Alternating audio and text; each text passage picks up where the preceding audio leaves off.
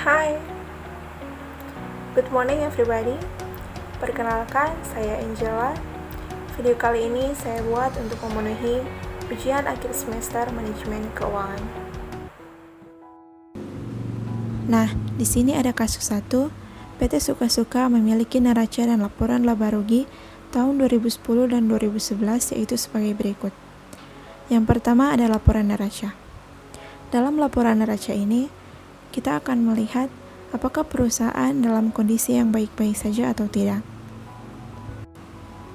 Pada kolom pertama, terdapat aktiva dan pasiva. Di sini ada aktiva lancar. Yang pertama ada kas tahun 2010 sebesar Rp545.500, kas tahun 2011 sebesar Rp919.700. Selanjutnya kita akan hitung apakah kekayaan perusahaan bertambah atau berkurang. Dalam kolom C terdapat rumus yaitu B kurang A. Kas tahun 2011 dikurangi kas tahun 2010 hasilnya sama dengan Rp374.200. Pada kolom D, terdapat rumus untuk mencari persentase. Rumusnya yaitu C dibagi A. Kas pada kolom C, Rp374.200 dibagi tahun 2010, Rp545.500. Hasil persentasenya sama dengan 69%. Selanjutnya ada kolom E, yaitu untuk mencari rasio. Rumus dari mencari rasio yaitu B bahagi A. Rasio kas tahun 2011 Rp919.700 dibahagi kas 2010 Rp545.500. Hasil rasio yang didapat yaitu 1,68 kali. Begitu juga selanjutnya cara perhitungannya juga sama. Hasil perhitungan piutang dagang yaitu sama dengan Rp288.600 dengan persentase 22% dan rasio 1,21 kali. Piutang wesel hasilnya minus Rp250.000 dengan persentase minus 50% dan rasio 0,5 kali. Persediaan hasilnya Rp1.005.300 dengan persentase 1963% dengan rasio 20,63 kali. Persekot biaya hasilnya minus Rp9.000 dengan persentase minus 20% dan rasio 0,80 kali. Maka total aktiva lancar hasilnya sama dengan Rp509.100 dengan persentase 15% dan rasio 1,15 kali. Selanjutnya aktiva tetap. Hasil perhitungan tanah yaitu sama dengan Rp0 dengan persentase 0% dan rasio 1 kali. Gedung hasilnya Rp400.000 dengan persentase 25% dan rasio 1,25 kali. Akumulasi depresiasi gedung hasilnya minus Rp35.500 dengan persentase 16% dan rasio 1,15 kali. Alat-alat kantor hasilnya sama dengan Rp150.000 dengan persentase 21% dan rasio 1,21 kali. Akumulasi depresiasi alat kantor hasilnya sama dengan minus Rp48.000 dengan persentase 31% dan rasio 1,31 kali. Maka total aktiva tetap yaitu sama dengan Rp466.500 dengan persentase 22% dan rasio 1,21 kali. Nah, total keseluruhan dari aktiva yaitu sama dengan Rp975.600 dengan persentase 18% dan rasio 1,17 kali. Selanjutnya, hutang dan modal. Di sini ada hutang lancar. Yang pertama, hasil pencarian hutang dagang yaitu sama dengan minus Rp102.800 dengan persentase minus 16% dan rasio 0,84 kali. Hutang wesel hasilnya sama dengan minus Rp25.000 dengan persentase 17% dan rasio 0,83 kali. Hutang gaji hasilnya sama dengan Rp131.500 dengan persentase 42% dan rasio 1,42 kali. Maka, total hutang lancar yaitu sama dengan Rp3.700 dengan persentase 0% dan rasio 1,003 kali. Selanjutnya, hutang jangka panjang. Yang pertama, ada hutang obligasi. Hasil pencariannya yaitu sama dengan minus Rp150.000 dengan persentase minus 25% dan rasio 0,75 kali. Maka, total hutang yang didapat yaitu sama dengan minus Rp146.300 dengan persentase 9% dan rasio 0,91 kali. Selanjutnya, hutang jangka panjang. Yang pertama ada hutang obligasi dengan hasil pencarian sama dengan minus Rp150.000 dengan persentase minus 25% dan rasio 0,75 kali. Maka total hutang yang didapat yaitu minus Rp146.300 dengan persentase minus 9% dan rasio 0,91 kali. Selanjutnya di sini ada modal. Yang pertama ada modal saham biasa. Hasil pencarian modal saham biasa yaitu Rp600.000 dengan persentase 30% dan rasio 1,3 kali. Laba ditahan hasilnya sama dengan Rp521.900 dengan persentase 29% dan rasio 1,29 kali. Maka di sini total modal sama dengan Rp1.121.900 dengan persentase 30% dan rasio 1,29 kali. Maka total keseluruhan dari pasiva yaitu sama dengan Rp975.600 dengan persentase 18% dan rasio 1,17 kali. Selanjutnya di sini ada laporan laba rugi. Pada kolom pertama terdapat penjualan bruto tahun 2010 sebesar Rp7.439.200 dan tahun 2011 sebesar Rp9.703.000. Cara perhitungan dan rumusnya juga sama, yaitu di kolom C rumusnya B kurang A, di kolom D mencari persentase, rumusnya C bagi A, di kolom E ada rasio, rumusnya B bagi A. Maka di sini hasil dari penjualan bruto yaitu Rp2.263.800 dengan persentase 30% dan rasio 1,30 kali. Retur penjualan hasilnya sama dengan minus Rp42.100 dengan persentase minus 31% dan rasio 0,69 kali. Maka penjualan netonya yaitu Rp2.305.900 dengan persentase 32% dan rasio 1,31 kali. Selanjutnya di sini ada harga pokok penjualan. Yang pertama persediaan awal, hasil pencariannya yaitu Rp46.600 dengan persentase 5% dan rasio 1,05 kali.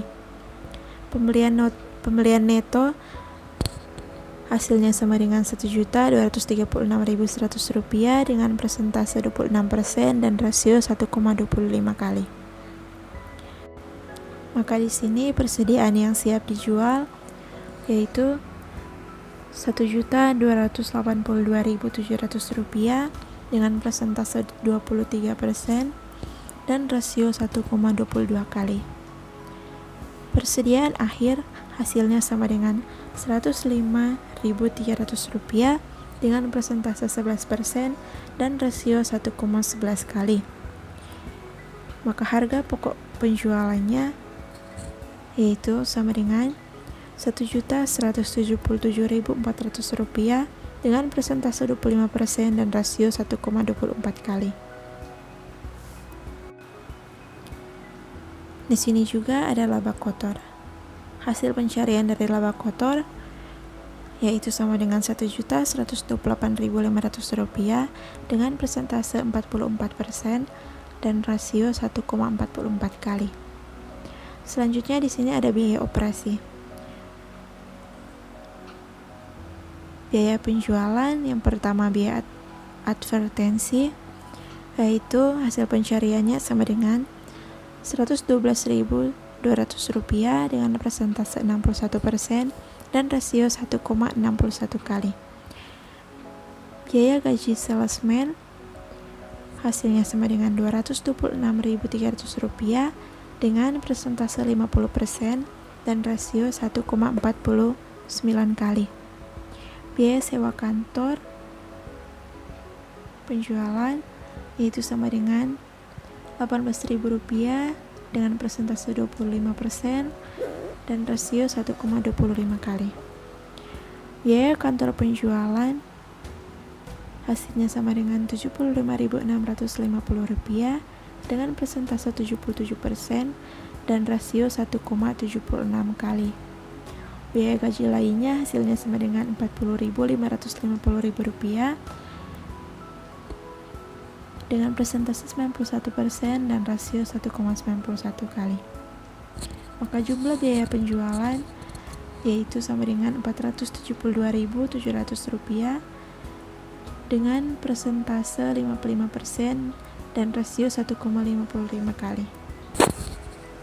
Selanjutnya di sini ada biaya administrasi dan umum. Yang pertama, hasil pencarian dari biaya gaji administrasi yaitu sama dengan Rp247.000 dengan persentase 39% dan rasio 1,39 kali. Biaya listrik dan telepon hasilnya Rp33.500 dengan persentase 46% dan rasio 1,46 kali. Biaya umum kantor hasilnya sama dengan Rp44.400 dengan persentase 32% dan rasio 1,31 kali.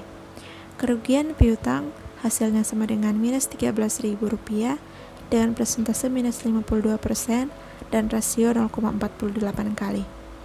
Maka jumlah biaya administrasi dan umum yaitu sama dengan Rp311.900 dengan persentase 36% dan rasio 1,36 kali.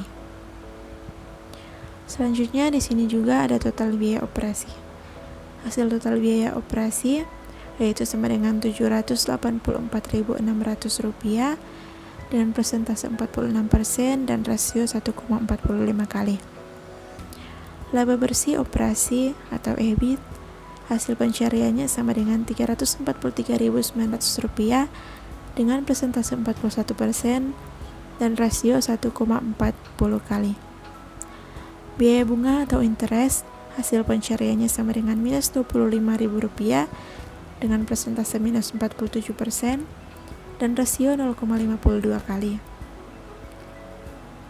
Selanjutnya di sini ada laba bersih sebelum pajak. Hasil pencarian laba bersih sebelum pajak atau EBT yaitu sama dengan Rp368.900 dengan persentase 47% dan rasio 1,46 kali.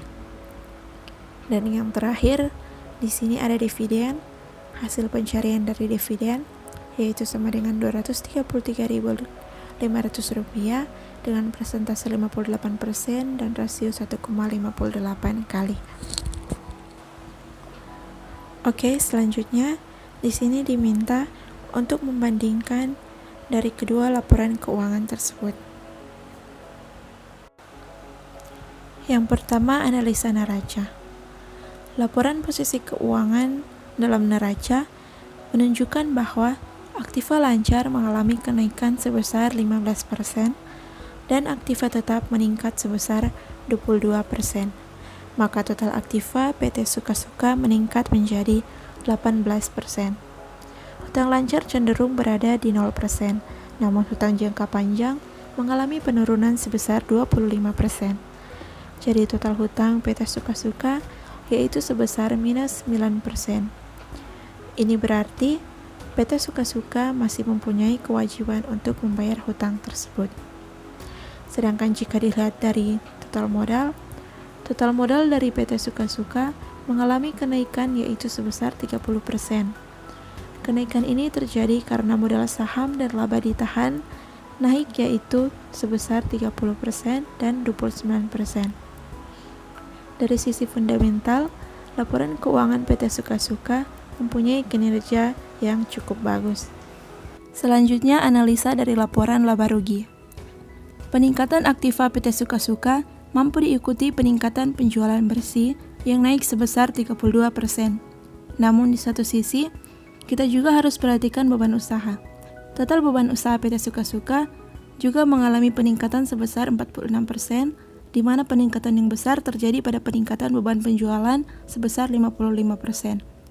Peningkatan penjualan ini bisa diimbangi dengan peningkatan laba bersih sebesar 41%. Ini artinya, walaupun harga pokok penjualan dan total beban usaha meningkat, tetapi PT Suka-Suka tetap mampu menekan bebannya, sehingga PT Suka-Suka tetap mampu mencetak laba bersih atau meningkat sebesar 41%.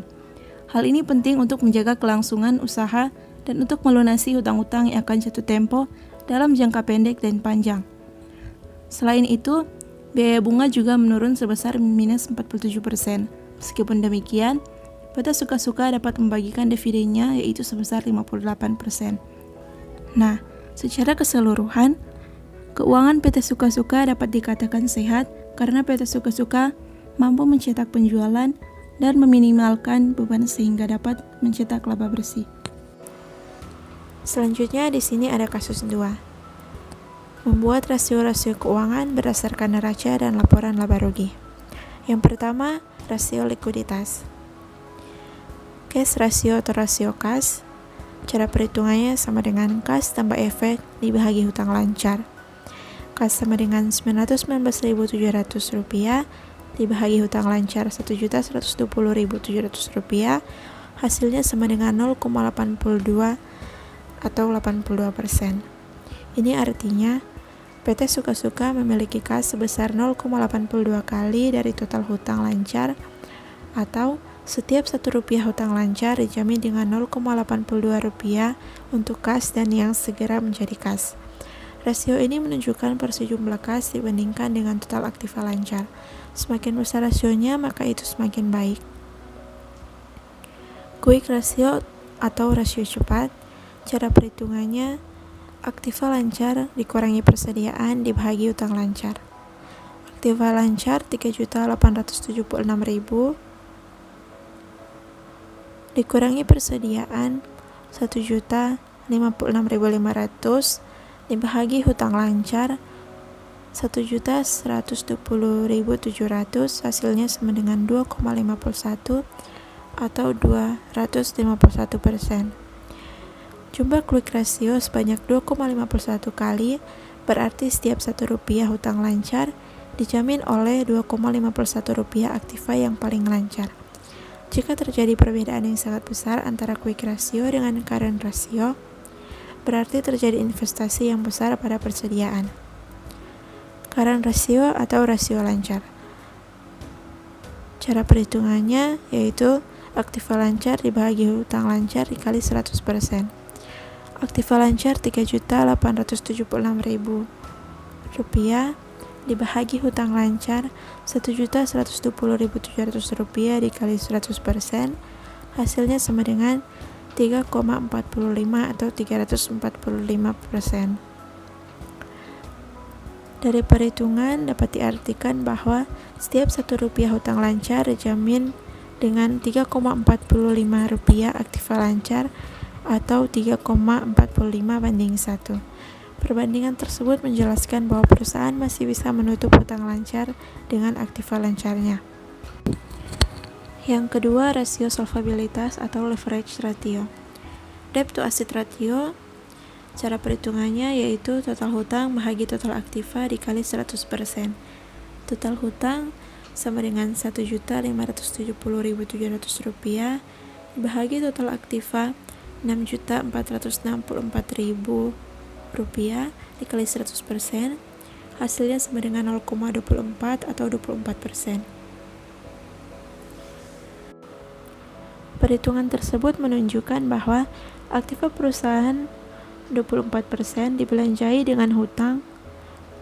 Semakin tinggi debt ratio menunjukkan perusahaan semakin berisiko. Kreditor lebih menyukai debt ratio yang rendah, sebab tingkat keamanan dananya semakin baik. Debt to equity ratio atau rasio hutang terhadap modal. Cara perhitungannya total hutang bahagi modal kali 100%.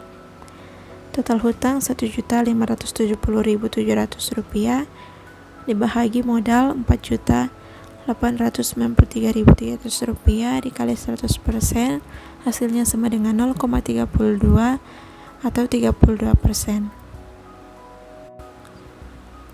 Nah, jumlah debt to equity rasio sebanyak 32%. Nilai rasio ini menunjukkan bahwa kegiatan usaha dari PT Suka-Suka dibiayai oleh hutang yang nilainya 32% dari total modal. Time interest earned ratio. Cara perhitungannya EBIT atau laba sebelum pajak bahagi biaya bunga. EBIT sama dengan Rp1.183.400 dibahagi biaya bunga 28.000, hasilnya sama dengan 42,26 kali. Nilai time interest earned ratio 42,26 kali. Ini menunjukkan biaya bunga dapat ditutup 42,26 kali dari laba sebelum bunga dan pajak. Fixed charge coverage ratio. Cara perhitungannya EBIT ditambah bunga ditambah angsuran lease bahagi bunga tambah angsuran lease. EBIT sama dengan Rp1.183.400 ditambah bunga Rp28.000 ditambah angsuran lease Rp85.100 dibahagi bunga Rp28.000 ditambah angsuran lease Rp85.100, hasilnya sama dengan 11,46 kali. Jika rata-rata industri untuk fixed charge coverage ratio adalah 10 kali, maka dengan rasio yang didapat dari hasil perhitungan yaitu 11,46 kali dianggap cukup baik karena berada di atas rata-rata industri sehingga memudahkan perusahaan untuk memperoleh pinjaman. Long term debt to equity ratio. Cara perhitungan long term debt to equity ratio yaitu sama dengan long term debt bahagi total equity. Long term debt sama dengan 450.000 bahagi total equity 4.893.300, hasilnya sama dengan 0,09 atau 9%. Nilai long term debt to equity ratio 0,09 atau 9% ini menunjukkan bahwa 9% dari ekuitas dijaminkan untuk hutang jangka panjang. Yang ketiga, activity ratio atau rasio aktivitas. Inventory turnover atau perputaran persediaan. Cara perhitungannya sama dengan harga pokok penjualan dibahagi rata-rata persediaan. Harga pokok penjualan 5.923.700 dibahagi rata-rata persediaan 1.003.850, hasilnya sama dengan 5,90 atau 6 kali. Nah, rasio ini menunjukkan 5,90 atau 6 kali persediaan barang dagangan diganti dalam 1 tahun. Artinya penjualan dari perusahaan tergolong cukup baik atau lancar karena perputaran persediaan rendah. Receivable turnover atau perputaran piutang, cara perhitungannya sama dengan penjualan kredit dibagi rata-rata piutang. Penjualan kredit 2.501.900 dibagi rata-rata piutang 1.468.500, hasilnya sama dengan 1,70 kali. Dari nilai receivable turnover menunjukkan bahwa perputaran piutang pada PT Suka-Suka lambat karena dalam setahun hanya terjadi 1,70 kali.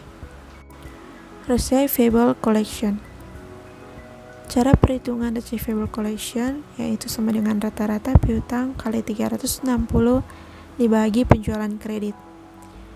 Rata-rata piutang sama dengan 1.468.500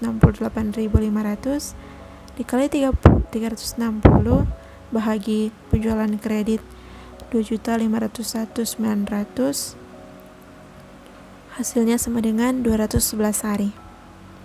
Artinya, rata-rata waktu hari penagihan piutang yang dibutuhkan oleh PT Suka-Suka yaitu selama 211 hari. Average day inventory. Cara perhitungan average day inventory sama dengan rata-rata persediaan kali 360 dibagi harga pokok penjualan. Rata-rata persediaan sama dengan 1.3.850 kali 360 dibagi harga pokok penjualan 5.923.700, hasilnya sama dengan 61 hari. Dari hasil perhitungan, lama persediaan berada di gudang selama 61 hari.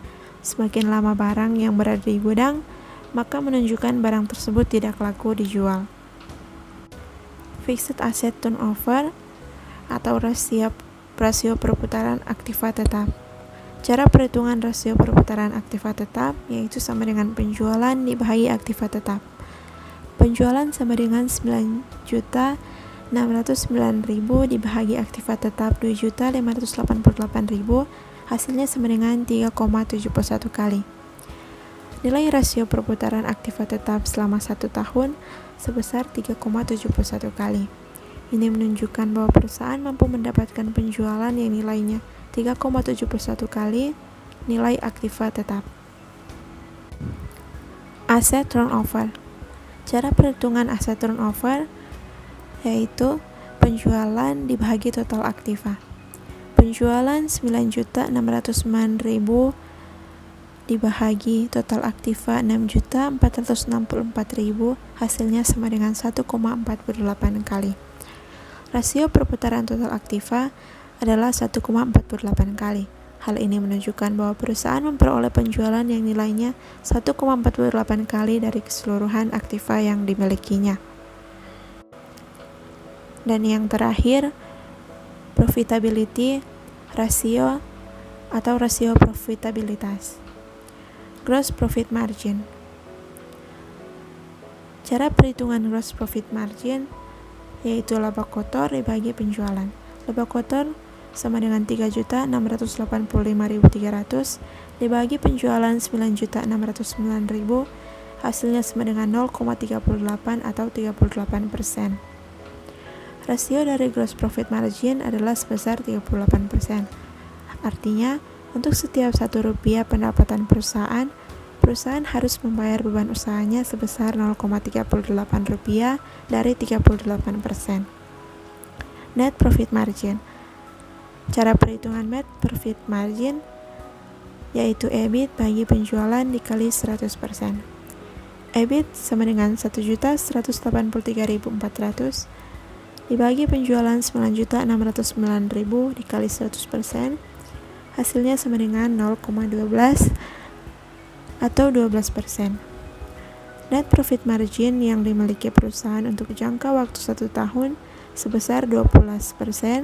Ini menunjukkan bahwa perusahaan memperoleh laba bersih 12% dari seluruh penjualannya.